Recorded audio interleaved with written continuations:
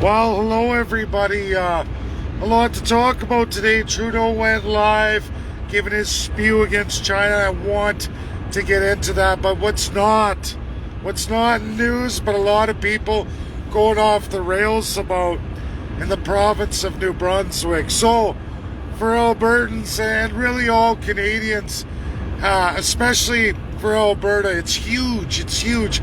My province, who was lowest on the list for double vaccination just 6 weeks ago.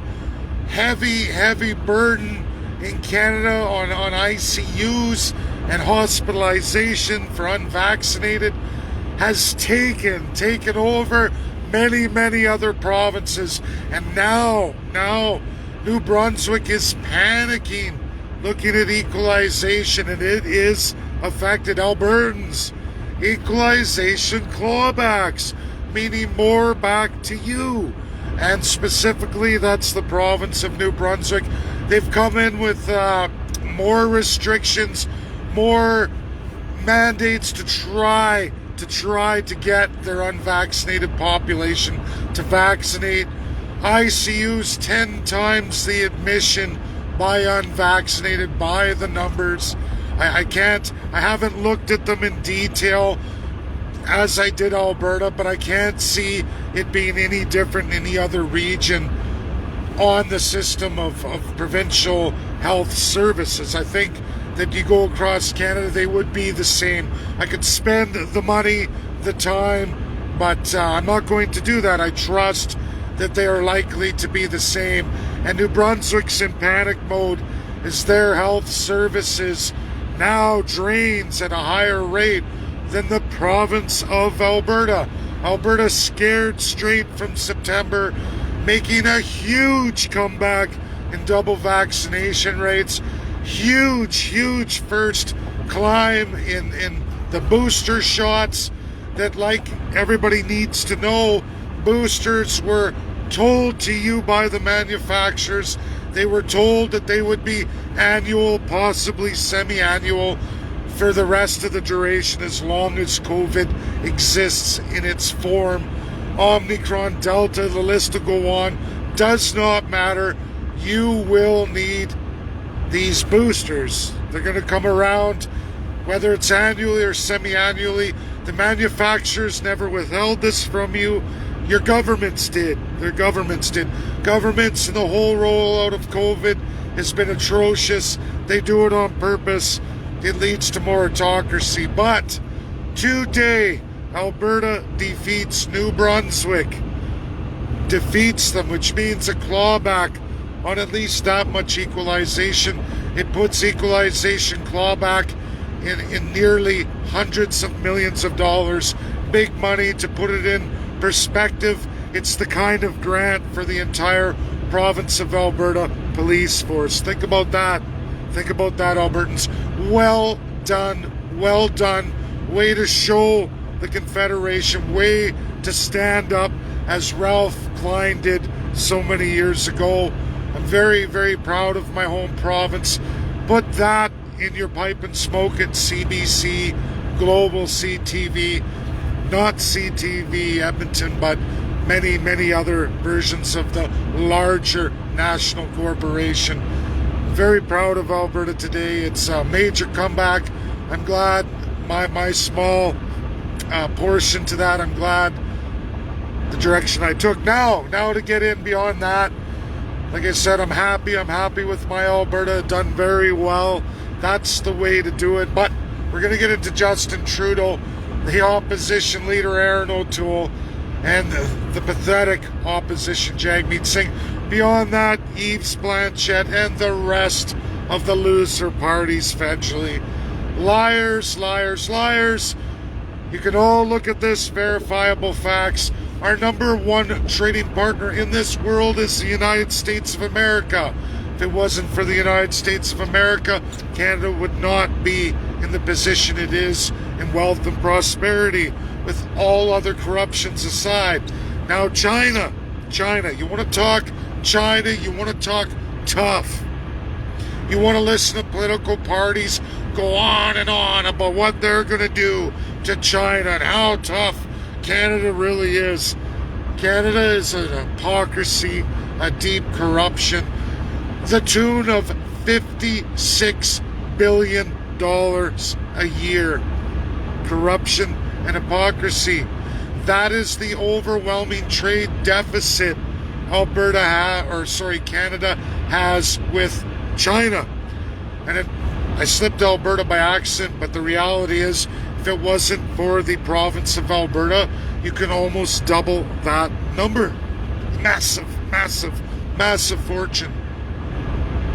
Unbelievable.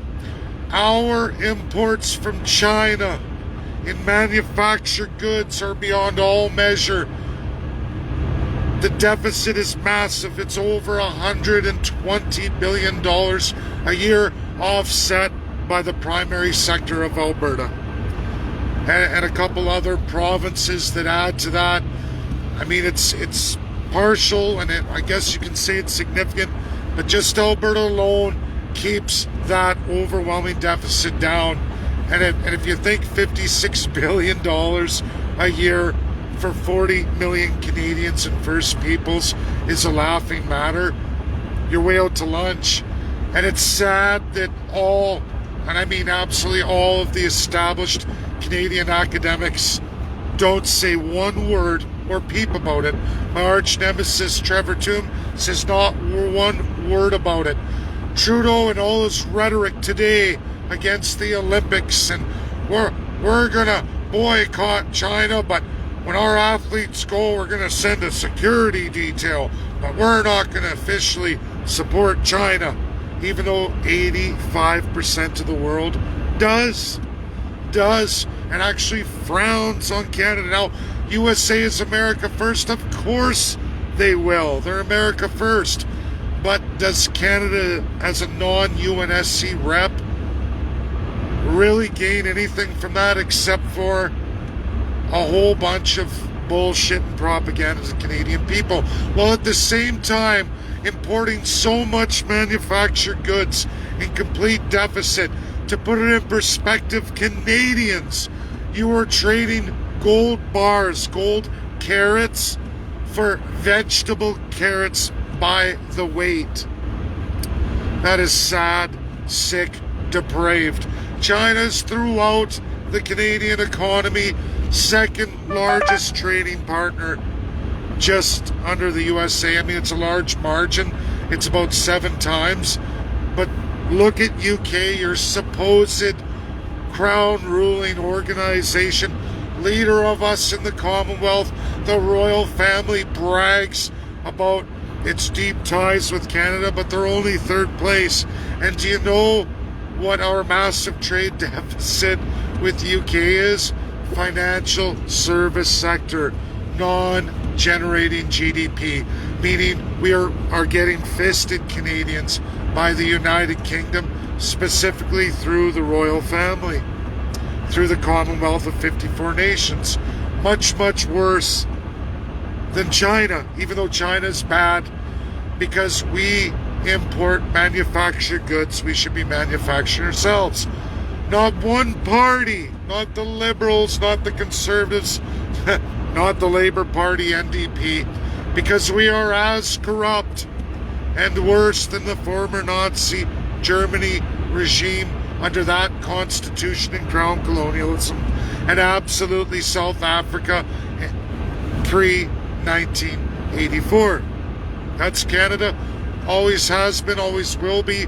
We cemented that action to remain just like the former unimposed South Africa 1984. We did that through absolutely altering our criminal code by the Conservatives and withdrawing from the ICJ, International Court of Justice, the international legal system. We removed ourselves. We changed our criminal code to basically abolish any attempt at real decolonization, and we signed the Commonwealth Charter of 2012, giving Prince Charles and the royal family complete and ultimate control over all of our international laws, allowing a huge take of our financial sector and control and all of our international legal powers to be given to them. Not the UK government, the royal family. It's sick, it's gross. We allow China to have their way with us. That is your government's fault. In one speak, they condemn China on human rights while continually violating human rights themselves at much the same capacity as China. And in fact, per person per capita, much larger than that. Do the ratio of First Peoples, I almost slipped with Indigenous. First Peoples, unceded, treaty, Indians, Métis and Inuit, what they absolutely do to a large margin, 1 in 40, which is a much larger per person per capita ratio of genocide than China can do with the Uyghur Muslims. That's a fact. That's real analysis, real numbers. Just as you import so much manufactured goods from China, you don't seemingly care about lower labor standards or child labor. You don't seem to care, Canadians. So I'm sorry, all of your narratives are horseshit, and the whole world sees it. Nearly 85% of the countries think Canada's pathetic, and all Canadians are pathetic. I'm sorry, Olympics versus trade, the world thinks you're a joke by a large margin. Many of our allies, and even members of the Commonwealth themselves and their crown colonial corruption, still won't go that far, because ultimately a lot of them have substandard labor practices, child labor themselves, and can compete with China. And Canada doesn't mind importing that kind of stuff, just like Middle East oil and the rest of it from the East, even importing Western products that have had to go through the USA's hands first. This is the kind of country we live in. This is our confederation. Lie, lie, lie. In one speak, they do one thing. In another, they say another and do another. The reality is China's not going anywhere. They're only getting stronger within Canada, over Canada, because ultimately at the end of the day, out of that $56 billion deficit, which is actually $120 billion, there are many rich fat cat politicians stuffing their pockets while double speaking out the side of their face, getting you all geared up to absolutely destroy all credibility of Canada on the world stage. We will never, ever, ever in a million years see the UNSC. We'll never see a seat on that council ever again as Canada goes on. Never. It's impossible. For most part, the UN General Assembly will never support Canada in any real major narrative. Never going to happen. Not only will we be vetoed by the UNSC, we can't even get a majority in the General Assembly. Not any real narratives. Nothing that Canada purports to you like today. If there was a vote, which there was a vote, everybody, China won the Olympics by a whopping large majority. And Canada chose to stay with some pretty low, dirty, degenerate countries with serious, gross human rights and genocide atrocities today, just as Canada is. This is truth. Credible, verifiable.